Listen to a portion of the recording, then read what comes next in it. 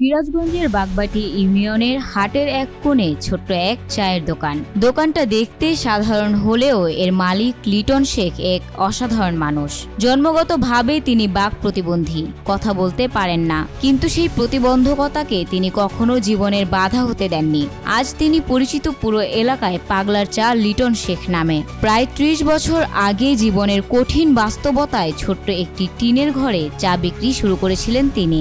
সংসার চালাতে কষ্ট হতো, কিন্তু মনোবল হারাননি। প্রথম দিকে মানুষ হাসতো, ঠাট্টা করত, কথা বলতে না পারা মানুষ আবার দোকান চালাবে কিভাবে। কিন্তু সময়ের সাথে তার পরিশ্রম, আন্তরিকতা আর চায়ের বিশেষ স্বাদ মানুষকে টেনে এনেছে তার দোকানে।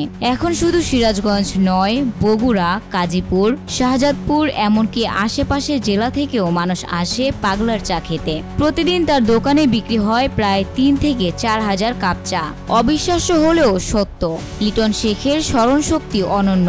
তিনি কথা বলতে না পারলেও ক্রেতার মুখ দেখে মনে রাখতে পারেন কে কিভাবে চা খায়, কার চায়ে কতটা চিনি লাগে। স্থানীয়রা বলেন, লিটনের চায়ে শুধু স্বাদ নয়, থাকে ভালোবাসা আর আন্তরিকতা। এখানে লিটন একজন বোবা মানুষ, গরিব মানুষ। এখানকার চা খুব সুন্দর, গুণগত মান সম্পন্ন। শুধু এলাকার লোক না, বাহির থেকে অনেক লোক আসে এখানে চা খায়, গাড়ি নিয়েও আসে, ওর চা খায় এবং ওকে বকশিসও দেয়।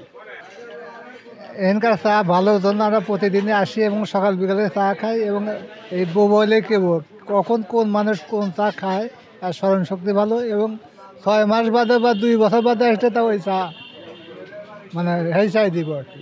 একসময় সংসার চালাতে হিমশিম খেতে হলেও এখন নিজের পরিশ্রমে তিনি গড়ে তুলেছেন আত্মনির্ভর জীবন। তার দোকান এখন স্থানীয় তরুণদেরও অনুপ্রেরণার জায়গা।